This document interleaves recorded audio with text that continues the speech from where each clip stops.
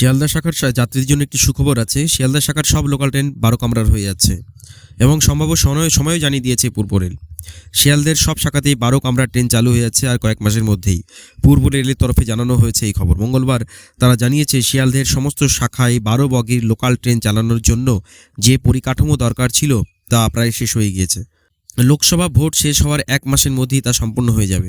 তারপরেই চালু হয়ে যাবে নতুন পরিষেবা। পূর্ব রেলের শিয়ালদহ শাখায় 3টি লাইনের ট্রেনে যাতায়াত করে। শিয়ালদহ দক্ষিণ, শিয়ালদহ মেন অর্থাৎ শিয়ালদহ রানাঘাট কৃষ্ণনগর এবং শিয়ালদহ উত্তর অর্থাৎ শিয়ালদহ বনগাঁ বিভাগ।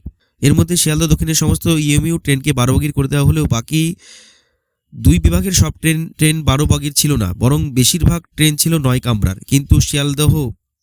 কিন্তু শিয়ালদহের এই 2 শাখায় যে পরিমাণ ভিড় হয় তাতে 9 বগির ট্রেনে যাত্রীদের অসুবিধা উত্তরোত্তর বাড়ছিল। যাত্রী স্বাচ্ছন্দ্যের কথা ভেবে পূর্ব রেল কর্তৃপক্ষ কামরার সংখ্যা বৃদ্ধির কথা ভাবলেও তা বাস্তবায়িত করা সহজ ছিল না, কারণ ট্রেনের কামরা বাড়লে ট্রেনের দৈর্ঘ্য বাড়বে, অথচ শিয়ালদহের এই 2 বিভাগের সমস্ত স্টেশনের দৈর্ঘ্য তত বড় নয়।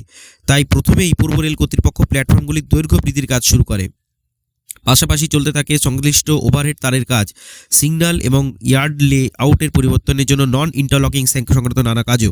পূর্ব রেল কর্তৃপক্ষ জানিয়েছে, যেহেতু শিয়ালদহ শাখা পূর্ব রেলের অন্যতম ব্যস্ত স্টেশন, তাই এই কাজ সহজ ছিল না।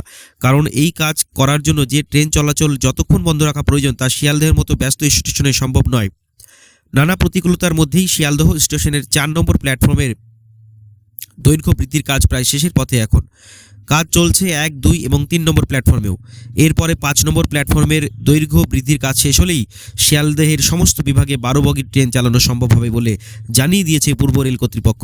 তাদের ধারণা, আগামী জুন মাসে অর্থাৎ লোকসভা ভোট পর্ব শেষ হওয়ার 1 মাসের মধ্যেই সব কাজ শেষ হয়ে যাবে।